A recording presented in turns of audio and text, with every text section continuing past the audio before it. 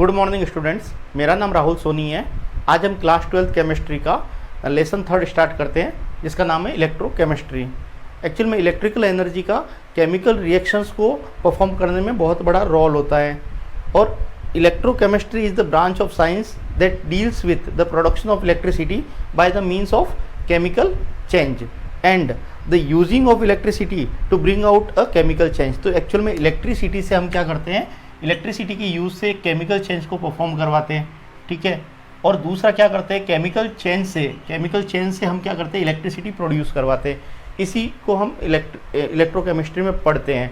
तो इलेक्ट्रोकेमिस्ट्री का बेसिस जो है वो रेडॉक्स रिएक्शन होता है। तो basis of electrochemistry is redox reaction.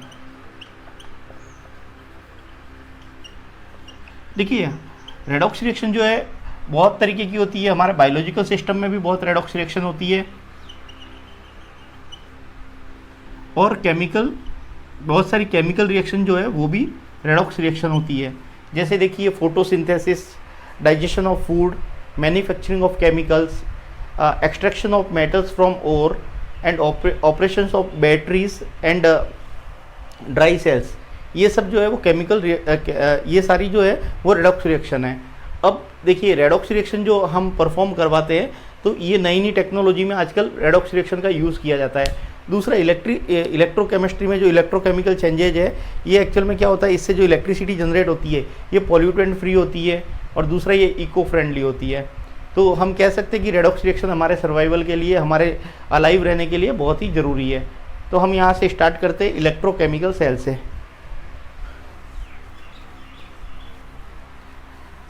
Electrochemical cell,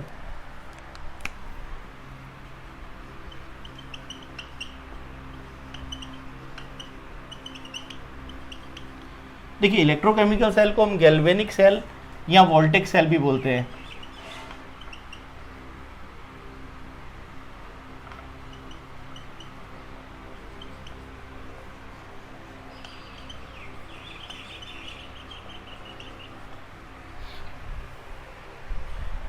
electrochemical cell को गैल्वेनिक सेल या वोल्टेक सेल भी बोलते हैं। इसमें एक्चुअल में हम क्या करते हैं, एक इलेक्ट्रोकेमिकल सेल को हम बनाते हैं। तो कैसे हम इलेक्ट्रोकेमिकल सेल कैसा होता है, देखिए मैं आपको पूरा एक्सप्लेन कर देता हूँ इसको। कि एक ही कंटेनर लेते हैं हम, 2 कंटेनर लेते हैं हम। यहाँ पे ये 2 कंटेनर है, वो दोनों कंटेनर में हम क्या करते हैं, एक कंटेनर में हम 1 molar solution of zinc sulphate डाल देते हैं, और उसमें उसी का हम रेस्पेक्टिव इलेक्ट्रोड डाल देते हैं। तो ये हम यहाँ पे जिंक सल्फेट के सॉल्यूशन में हमने जिंक का इलेक्ट्रोड डाल दिया। दूसरा हम कंटेनर लेते हैं, और उसके अंदर क्या करते हैं, हम 1 molar solution of copper sulphate डालते हैं, और इसमें इसका रेस्पेक्टिव इलेक्ट्रोड डाल देते हैं। ये एक्चुअल में रॉड है, ये कॉपर की रॉड है, इसको हम इलेक्ट्रोड बोलते हैं। ये जिंक की रॉड है, इसको हम इलेक्ट्रोड बोलते हैं। तो हमने इंसर्ट कर दिया 1 मोलर कॉपर सल्फेट में हमने कॉपर का इलेक्ट्रोड इंसर्ट किया, और 1 मोलर जिंक सल्फेट में हमने जिंक का इलेक्ट्रोड इंसर्ट किया। अब हम इन दोनों इलेक्ट्रोड को एक वायर से जोड़ देते हैं, और उसमें एक की लगा लेते हैं, ऑन ऑफ स्विच की तरह ये काम करती है। इस वायर के साथ में हम क्या करते हैं, एक अमीटर लगा देते हैं, जो करंट को एक्चुअल में डिटेक्ट करता है, रीड करता है। तो हम यहाँ पे दोनों इलेक्ट्रोड को क्या किया, हमने एक वायर से जोड़ दिया। अब हम एक यू ट्यूब लेते हैं। यू ट्यूब जो ग्लास की बनी हुई यू ट्यूब होती है, उसमें हम क्या करते हैं, कुछ इलेक्ट्रोलाइट्स डाल देते हैं। जैसे पोटेशियम क्लोराइड का इलेक्ट्रोलाइट हम ले सकते हैं, पोटेशियम नाइट्रेट, ठीक है, अमोनियम नाइट्रेट, इनके इलेक्ट्रोलाइट्स को हम यूज़ करते हैं, और उस यू ट्यूब में डाल देते हैं। साथ साथ हम क्या करते हैं, इसमें जिलेटिन या फिर अगार इनको अगार के साथ में इलेक्ट्रोलाइट्स को मिक्स कर देते हैं, और एक सेमी सॉलिड जो है मतलब पेस्ट बना देते हैं, और उसको हम क्या करते हैं, उसमें भर देते हैं। तो हम यहाँ पे एक ये यू ट्यूब जो है इस तरीके से हम ऐड कर देते हैं इसके अंदर, ठीक है। इस यू ट्यूब को हम सॉल्ट ब्रिज बोलते हैं। ये क्या है, सॉल्ट ब्रिज है। अब इस यू ट्यूब की जो एंड पार्ट है, जो ओपन पार्ट है, उसको हम कॉटन प्लग से बंद कर देते हैं। अब देखिए, हम ऑब्जर्व करते हैं, जब हम यहाँ पे की को इंसर्ट करते हैं और इस सर्किट को कंप्लीट करते हैं तो यहाँ से इलेक्ट्रिसिटी का जनरेशन होना स्टार्ट होता है। तो देखिए हम देखते हैं कि यहाँ पे करंट जो है, यहाँ पे इलेक्ट्रॉन फ्लो जो है वो जिंक से एक्चुअल में कॉपर के इलेक्ट्रोड की तरफ इलेक्ट्रॉन का फ्लो होता है। तो करंट के फ्लो की अपोजिट डायरेक्शन में इलेक्ट्रॉन के फ्लो की अपोजिट डायरेक्शन में करंट का फ्लो होता है। तो करंट जो है कॉपर के इलेक्ट्रोड से जिंक के इलेक्ट्रोड की तरफ फ्लो करती है। अब देखिए यहाँ पे हमको 2-3 चेंज ऑब्जर्व हम करते हैं कि जब ये आप स्टार्ट करते हैं सिस्टम को की लगा के, तो क्या होता है, जिंक का इलेक्ट्रोड है उसकी साइज छोटी होती जाती है, मतलब जिंक के इलेक्ट्रोड का वेट कम होता जाता है और जिंक सल्फेट के सॉल्यूशन की कॉन्सेंट्रेशन इंक्रीज होती जाती है। अब यहाँ पे हम देखते हैं कि यहाँ कॉपर सल्फेट के सॉल्यूशन की कॉन्सेंट्रेशन इंक्रीज होती जाती है जैसे जैसे रिएक्शन होती है, और जिंक का इलेक्ट्रोड जो है वो एक्चुअल में जिंक की डिपोजिशन से मोटा होता जाता है। ये इलेक्ट्रोड मोटा होता जाता है, ये इलेक्ट्रोड एक्चुअल में आपका डिग्रेड होता जाता है। ओके, अब इसमें सॉल्यूशन की कॉन्सेंट्रेशन जो है वो कॉपर सल्फेट में सॉल्यूशन की कॉन्सेंट्रेशन बढ़ जाती है, यहाँ पे कॉन्सेंट्रेशन जो है वो कम हो जाती है, यहाँ पे कॉन्सेंट्रेशन क्या हो जाती है, कम हो जाती है। तो देखिए इस तरीके से, तो ऐसा क्यों होता है उसको हम समझते हैं। एक्चुअल में जब आप इसमें करंट फ्लो होता है तो क्या होता है, यहाँ जिंक जो है वो एक्चुअल में जिंक का इलेक्ट्रॉन को लूज़ कर देता है और जिंक +2 में कन्वर्ट हो जाता है। जिंक जो है वो 2 इलेक्ट्रॉन को क्या करता है, लूज़ करता है और जिंक +2 में कन्वर्ट हो जाता है। ये दोनों इलेक्ट्रॉन जो है वो इस वायर के सहायता से दूसरे हाफ सेल में चले जाते हैं। ठीक है, अब इस दूसरे हाफ सेल में जब इलेक्ट्रॉन आते हैं तो इसमें कॉपर सल्फेट का सॉल्यूशन होता है, इसमें कॉपर के आयंस होते हैं। ये कॉपर +2 आयन जो है वो क्या करता है, दोनों इलेक्ट्रॉन जो वहाँ से आते हैं उसको गेन करता है और कॉपर में कन्वर्ट हो जाता है। ये कॉपर जो है वो इस कॉपर के इलेक्ट्रोड पे डिपॉजिट हो जाते हैं। तो देखिए यहाँ से जिंक जो है सॉल्यूशन में आ रहा है, जिसकी वजह से इसके इलेक्ट्रोड की साइज जो है छोटी होती जाती है, और जिंक जो सॉल्यूशन में आ रहे हैं इसकी कॉन्सेंट्रेशन इंक्रीज होती जाती है सॉल्यूशन में। यहाँ पे क्या हो रहा है कि कॉपर जो है वो एक्चुअल में +2 चार्ज जो है कॉपर का, मतलब कॉपर सल्फेट के सॉल्यूशन से जो कॉपर के आयंस है वो कॉपर की फॉर्म में कन्वर्ट हो रहे हैं और ये कॉपर डिपॉजिट हो रहा है। तो यहाँ पे क्या हो रहा है कि सॉल्यूशन की कॉन्सेंट्रेशन कम होती जाती है और इलेक्ट्रोड मोटा होता जाता है। तो इसमें रिएक्शंस कैसे होती है उसको हम समझते हैं। देखिए ये जिंक जो है वो क्या करेगा, वो इलेक्ट्रॉन को डोनेट करता है और जिंक +2 में कन्वर्ट हो जाता है, और कॉपर क्या करेगा, कॉपर +2 2 इलेक्ट्रॉन को एक्सेप्ट करेगा और कॉपर में कन्वर्ट हो जाएगा। क्लियर। तो इस रिएक्शन में फर्स्ट वाली रिएक्शन है, इसको ऑक्सीडेशन रिएक्शन बोलते हैं, क्योंकि यहाँ पे जिंक जो है इलेक्ट्रॉन लूज कर रहा है, तो ये रिएक्शन ऑक्सीडेशन रिएक्शन होती है। दूसरे इलेक्ट्रोड में क्या रिएक्शन हो रही है, यहाँ पे कॉपर +2 जो है वो इलेक्ट्रॉन को आपके गेन कर रहा है, तो यहाँ पे रिडक्शन हो रहा है। ये दोनों रिएक्शन एक साथ चलती है, तो इस रिएक्शन को हम क्या बोलते हैं, रेडॉक्स रिएक्शन बोलते हैं। तो देखिए इस पूरे सेल की रिएक्शन हम इस तरीके से लिखते हैं, zinc plus copper +2 aqueous zinc solid, ये फॉर्म करेगा zinc +2 aqueous plus copper solid. तो ये रेडॉक्स रिएक्शन है। तो इसमें क्या हो रहा है, जिंक जो है जिंक +2 में ऑक्सीडाइज हो रहा है और कॉपर +2 कॉपर में रिड्यूस हो रहा है। ठीक है, यहाँ पे इसका रिडक्शन हो रहा है, यहाँ पे इसका ऑक्सीडेशन हो रहा है। तो जिसका ऑक्सीडेशन हो रहा है, जिंक का ऑक्सीडेशन हो रहा है, तो इसको हम क्या बोलते हैं, रिड्यूसिंग एजेंट बोलते हैं। और जिसका रिडक्शन होता है उसको हम बोलते हैं, तो यहाँ कॉपर +2 का रिडक्शन होता है, इसको हम ऑक्सीडाइजिंग एजेंट बोलते हैं। और ऐसी रिएक्शन जिसमें ऑक्सीडेशन और रिडक्शन एक साथ चलते हैं, ऐसी रिएक्शन को रिडॉक्स रिएक्शन बोलते हैं। तो ये एक रेडॉक्स रिएक्शन का एग्जाम्पल है। और ये आपका जो मैंने ये सेल बनाया, ये डैनियल सेल है। डैनियल सेल का वोल्टेज जो होता है 1.10 वोल्ट होता है। ओके, अब हम आगे देखते हैं। अब हम ये देखते हैं कि ये सॉल्ट ब्रिज जो हमने यूज़ किया, इसका क्या रोल है, सॉल्ट ब्रिज यहाँ पे क्यों हमने यूज़ किया। तो देखिए सॉल्ट ब्रिज जो है उसमें हमने क्या किया था, पोटेशियम क्लोराइड या फिर कोई भी इलेक्ट्रोलाइट डाला था, KNO3, या फिर आपने NH4NO3 यहाँ पे डाला। अब और इसको जिलेटिन के साथ में हमने मिक्स किया, जिलेटिन या अगार अगार, जिससे क्या होता है कि ये जो इलेक्ट्रोलाइट्स है उसकी आपस में मिक्सिंग नहीं हो, इसलिए हम उसको अगार के साथ में इसका पेस्ट बना के उसको मिक्स किया। ओके, ये सबसे पहले हम जो इलेक्ट्रोलाइट यूज़ करते हैं उसकी कुछ इंपॉर्टेंस, मतलब कुछ इंपॉर्टेंट बातें होनी चाहिए कि हम ऐसे ही किसी इलेक्ट्रोलाइट को यूज नहीं कर सकते। सबसे पहले ये इलेक्ट्रोलाइट जो है वो आपस में रिएक्ट नहीं करने चाहिए, किसी भी तरीके की केमिकल रिएक्शन नहीं करनी चाहिए, जिसको हम सेलेक्ट करते हैं तो देखना है। और ये जो इलेक्ट्रोलाइट जो है वो इस सेल के किसी भी पार्ट से रिएक्ट नहीं करना चाहिए, किसी भी पार्ट से रिएक्ट नहीं करने चाहिए ये इलेक्ट्रोलाइट। थर्ड है, इनके जो कैटायंस और एनायंस फॉर्म होते हैं उनकी मोबिलिटी इक्वल होनी चाहिए, मतलब सेम होनी चाहिए मोबिलिटी, तो तभी हम इन इलेक्ट्रोलाइट को सेलेक्ट करते हैं। अब देखिए इस सॉल्ट ब्रिज का मैं आपको यूज़ बताता हूँ। देखिए यहाँ पे क्या होता है कि जब जिंक पे ऑक्सीडेशन की रिएक्शन होती है, यहाँ पे क्या हो रहा है, ऑक्सीडेशन की रिएक्शन हो रही है, और जहाँ पे ऑक्सीडेशन की रिएक्शन होती है जिस इलेक्ट्रोड पे उसको क्या बोलते हैं, एनोड बोलते हैं, ठीक है। और जहाँ पे रिडक्शन रिएक्शन हो रही है, मतलब कॉपर पे रिडक्शन की रिएक्शन हो रही है, इसको हम क्या बोलते हैं, कैथोड बोलते हैं। और यहाँ से एक्चुअल में एनोड से क्या हो रहा है कि आपके इलेक्ट्रॉन्स का मूवमेंट हो रहा है, तो इलेक्ट्रॉन का फ्लो जो है वो एनोड से कैथोड की तरफ हो रहा है, तो इस टर्मिनल को हम बोलते हैं नेगेटिव टर्मिनल। और यहाँ पे इलेक्ट्रॉन आ रहे हैं, यहाँ पे इस टर्मिनल को बोलते हैं पॉजिटिव टर्मिनल।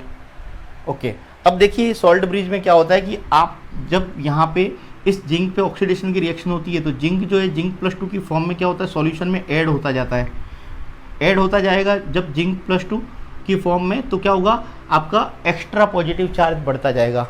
ये क्या करेंगे, एक्स्ट्रा पॉजिटिव चार्ज को इंक्रीज करेंगे। तो एक्स्ट्रा पॉजिटिव चार्ज जब बढ़ता जाएगा तो फाइनली क्या होगा, ये एक्स्ट्रा पॉजिटिव चार्ज जो है वो क्या होगा, आपके इलेक्ट्रोड पे जाके एक्यूमुलेट हो जाएंगे। यहाँ पे देखिए, यहाँ पे क्या हो रहा है कि ये कॉपर +2 इलेक्ट्रॉन लेके कॉपर में कन्वर्ट हो रहा है, ये कॉपर यहाँ पे डिपॉजिट हो रहा है कॉपर के इलेक्ट्रोड पे, तो यहाँ पे क्या होता है, कॉपर +2 जो है वो डिपॉजिट हो रहा है, तो बचे हुए आयंस कौन से हुए, सल्फेट आयंस हुए। ये सल्फेट आयंस की कॉन्सेंट्रेशन जो है वो बढ़ती जाती है, तो ये नेगेटिव चार्ज जो आयन है उसका एक्यूमुलेशन क्या होता है, आपके इस इलेक्ट्रोड पे उसका एक्यूमुलेशन हो जाता है। तो एक्स्ट्रा नेगेटिव चार्ज का एक्यूमुलेशन हो जाता है कैथोड पे, और एक्स्ट्रा पॉजिटिव चार्ज का एक्यूमुलेशन हो जाता है एनोड पे। तो इस एक्स्ट्रा चार्ज के एक्यूमुलेशन से क्या होता है, ये एक्चुअल में फाइनली क्या करते हैं, इलेक्ट्रॉन के फ्लो को रोक देते हैं और करंट की सप्लाई रुक जाती है, मतलब करंट फ्लो नहीं करेगी, ठीक है। तो ये सेल जो है वो फंक्शनिंग इसकी रुक जाएगी। तब हम क्या करते हैं, इसमें ये इलेक्ट्रोलाइट यूज़ करते हैं। सपोज कीजिए कि हम KCl इसमें भरा, तो KCl जो है वो एक्चुअल में K+ और Cl- की फॉर्म में रहेगा। तो जब यहाँ पे एनोड पर आपके एक्स्ट्रा पॉजिटिव चार्ज का एक्यूमुलेशन होगा तो यहाँ से नेगेटिव चार्ज क्लोराइड आयन इसमें मूव करेंगे और उसको न्यूट्रलाइज कर देंगे, जिंक +2 आयन को Cl- आयन जो है न्यूट्रलाइज कर देंगे और पॉजिटिव चार्ज के एक्यूमुलेशन को प्रिवेंट कर देंगे। यहाँ पे देखिए, यहाँ सल्फेट आयन का एक्यूमुलेशन हो रहा है, मतलब नेगेटिव चार्ज का एक्यूमुलेशन हो रहा है, तो यहाँ से क्या होगा कि पोटेशियम के आयन जो है वो आपके कैथोड की तरफ मूव करेंगे और सल्फेट आयन से रिएक्ट करके इसको न्यूट्रलाइज कर देंगे। तो ये क्या करता है, एक्चुअल में इलेक्ट्रिकल न्यूट्रलिटी को मेंटेन रखता है सॉल्ट ब्रिज। दूसरा क्या करता है, ये एक्चुअल में क्या करता है, सर्किट को कंप्लीट करता है। क्योंकि देखिए यहाँ वायर से आपने क्या किया, दोनों इलेक्ट्रोड को जोड़ दिया, तो वायर से दोनों इलेक्ट्रोड जुड़ गए। अब ये सॉल्यूशन को आपने किससे जोड़ा, सॉल्ट ब्रिज से, तो यहाँ पे ये इलेक्ट्रिकल न्यूट्रलिटी को मेंटेन रखता है, दूसरा सर्किट कंप्लीट करता है। ओके, अब हम आगे देखते हैं कि यदि हम एक external opposite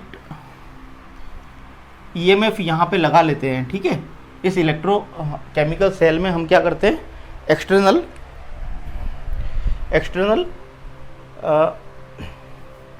opposite potential applied करते हैं ना। तो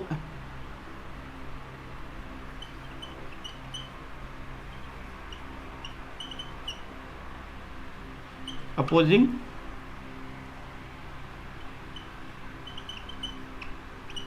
पोटेंशियल, यदि एक्सटर्नल अपोजिंग पोटेंशियल को हमने यहाँ पे क्या कर दिया, अप्लाई कर दिया, तब क्या होगा। तो देखिए ये आपका इलेक्ट्रोकेमिकल सेल है, हमने कैसे किया था वो मैं आपको फिर से थोड़ा रफ डायग्राम बना के जल्दी से एक्सप्लेन कर देता हूँ कि हमने यहाँ पे ये इलेक्ट्रोड लिए थे, ये सॉल्ट ब्रिज डाला था, ठीक है, ओके। ये आपका जिंक का इलेक्ट्रोड है, ये कॉपर का इलेक्ट्रोड है, हमने इसको क्या किया था, एक सप्लाई दी थी ठीक है, यहाँ पे अमीटर डाला था, यहाँ पे की डाली थी, ठीक है। अब हम क्या करते हैं, इसको एक्सटर्नल वोल्टेज दे देते हैं, एक एक्सटर्नल पोटेंशियल हमने अप्लाइड कर दिया यहाँ पे, ठीक है। तो हम क्या करेंगे, यहाँ पे एक और बैटरी को जोड़ देंगे, क्या करेंगे, एक बैटरी को और जोड़ दिया, क्लियर, और एक्सटर्नल अपोजिंग पोटेंशियल हमने यहाँ पे अप्लाई कर दिया। और देखिए अब यहाँ पे क्या होता है, जब आप एक्सटर्नल पोटेंशियल अप्लाई करते हैं गैल्वेनिक सेल पे, तो ये एक्चुअल में हम डैनियल सेल का एग्जांपल ले रहे हैं। यहाँ पे जिंक और जिंक सल्फेट है और यहाँ पे कॉपर और कॉपर सल्फेट है, ठीक है। तो हमने क्या किया, ये कॉपर सल्फेट का सॉल्यूशन था, ये आपका जिंक सल्फेट का सॉल्यूशन था। अब हमने क्या किया, एक्सटर्नल अपोजिट वोल्टेज अप्लाई कर दिया। अभी ये डैनियल सेल है,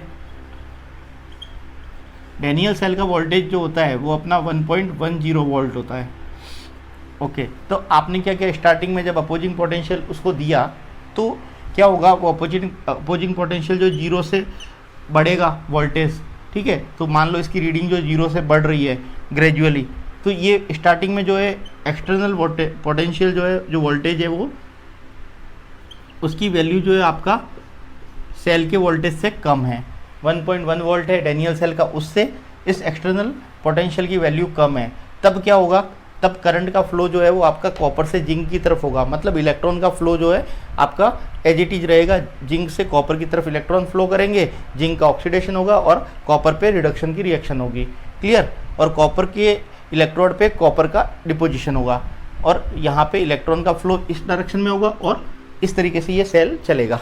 अब देखिए जब आप एक्सटर्नल पोटेंशियल को बढ़ाते हो ग्रेजुअली और वो 1.1 वोल्ट के इक्वल हो जाता है, जब external potential become equal to 1.1 volt, उस समय क्या होगा कि आपका इस सेल के पोटेंशियल के इक्वल होगा, तो आपके करंट का फ्लो रुक जाएगा, करंट का फ्लो रुक जाएगा, ठीक है, इलेक्ट्रॉन का फ्लो भी रुक जाएगा। नेक्स्ट, जब आप इस एक्सटर्नल पोटेंशियल को इससे और ज़्यादा बढ़ाते हो 1.1 वोल्ट से, तब क्या होगा, जब 1.1 वोल्ट से आपने ज़्यादा बढ़ा दिया तो रिएक्शन पूरी तरीके से रिवर्स हो जाएगी, ठीक है। अब एक्चुअल में ये पहले जो रेडॉक्स रिएक्शन हो रही थी वो स्पॉन्टेनियस हो रही थी, जब इसकी वैल्यू ज़्यादा थी एक्सटर्नल पोटेंशियल से, तो रिएक्शन कैसी हो रही थी, स्पॉन्टेनियस रिएक्शन हो रही थी, स्वतः ही हो रही थी रिएक्शन। लेकिन जब आपने एक्सटर्नल पोटेंशियल को ज़्यादा अप्लाइड कर दिया, ठीक है, मतलब अपोजिंग पोटेंशियल ज़्यादा अप्लाई किया, तो यहाँ पे क्या होगा, ये रिएक्शन नॉन स्पॉन्टेनियस हो जाएगी और ये सेल जो है वो इलेक्ट्रोलाइटिक सेल की तरह बिहेव करेगा।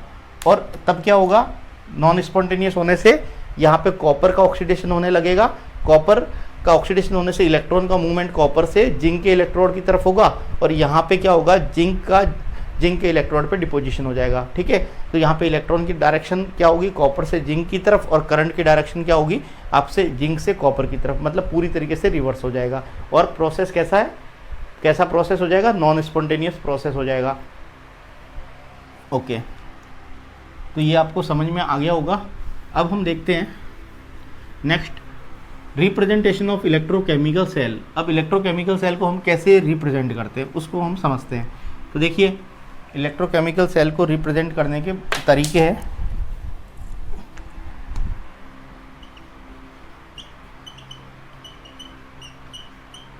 रिप्रेजेंटेशन ऑफ इलेक्ट्रोकेमिकल सेल, तो देखिए इसको लिखने का तरीका है, हमने एक्चुअल में लेफ्ट हैंड साइड में जो था हमारा एनोड था, राइट हैंड साइड में कैथोड था। तो सबसे पहले हम क्या करते हैं, जो आपका कैथोड में जो आपके एनोड में जो इलेक्ट्रोड है उसको सबसे पहले रिप्रेजेंट करते हैं। तो इलेक्ट्रोड जो है वो मेटल का बना है, तो मेटल को, या फिर सॉलिड फेज है तो उसको हम रिप्रेजेंट करते हैं। तो हम यहाँ पे सबसे पहले इलेक्ट्रोड को रिप्रेजेंट करेंगे, ये आपका इलेक्ट्रोड है जिंक का।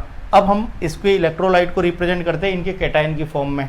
तो हम क्या करेंगे, जिंक के इलेक्ट्रोलाइट क्या थे, आपके जिंक +2 थे, क्लियर। अब हम क्या करेंगे, इस इलेक्ट्रोलाइट की कितनी कॉन्सेंट्रेशन ली थी उसको हम ब्रैकेट में लिखेंगे। तो हमने 1 मोलर सॉल्यूशन लिया था तो हमने ब्रैकेट में लिख दिया। अब ये इलेक्ट्रोड है और उसका रेस्पेक्टिव सॉल्यूशन है, इलेक्ट्रोलाइट है, इन दोनों को सेपरेट करने के लिए हम एक वर्टिकल लाइन यूज़ करते हैं। इस वर्टिकल लाइन को हम फेज बाउंड्री बोलते हैं। तो हमने यहाँ पे फेज बाउंड्री बना दी। अब हम लिखते हैं कैथोड के बारे में। तो ये लेफ्ट हैंड साइड में हमने एनोड को रिप्रेजेंट किया। अब कैथोड को रिप्रेजेंट करेंगे इस तरफ।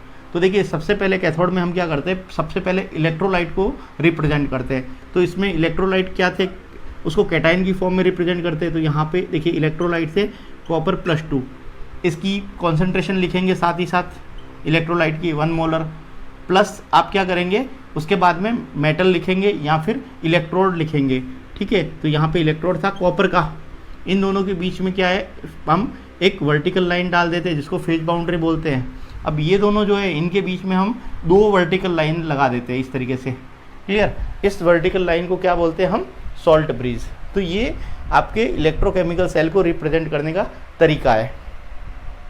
ओके, अब देखिए हमने लेफ्ट हैंड साइड में क्या लिखा था, मतलब लेफ्ट हैंड साइड में क्या था आपका एनोड, राइट हैंड साइड में क्या था कैथोड। तो हम इसको देखिए याद करने का तरीका बता देता हूँ। इसको हम क्या लिखते हैं, एनोड लेफ्ट हैंड साइड में, इसको लिखते हैं कैथोड राइट हैंड साइड में, कैथोड था। अब देखिए यहाँ पे क्या हो रहा है, ऑक्सीडेशन हो रहा है, यहाँ पे क्या होता है, रिडक्शन की रिएक्शन हो रही है। ये नेगेटिव टर्मिनल है और ये पॉजिटिव टर्मिनल है।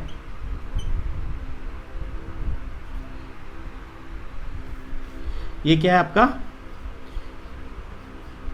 पॉजिटिव टर्मिनल है। तो देखिए अल्फ़ाबेट में जो है लेफ्ट और राइट में, अल्फ़ाबेट में एल पहले आता है, एनोड और कैथोड में ए पहले आता है, ऑक्सीडेशन रिडक्शन में ओ पहले आता है, नेगेटिव पॉजिटिव में एन पहले आता है। तो हम इस तरीके से याद रख सकते हैं इसको, ये हमारा मेमोरी ऐड है जिसमें हम क्या इस तरीके से याद रख सकते हैं कि अल्फ़ाबेट में जो पहले आ रहा है उसको हम एज एनोड यूज़ करते हैं, ठीक है। जहाँ पे ऑक्सीडेशन होता है जो लेफ्ट हैंड साइड में लिखा जाता है, जो नेगेटिव टर्मिनल होता है, याद कर सकते हैं इसको इस तरीके से।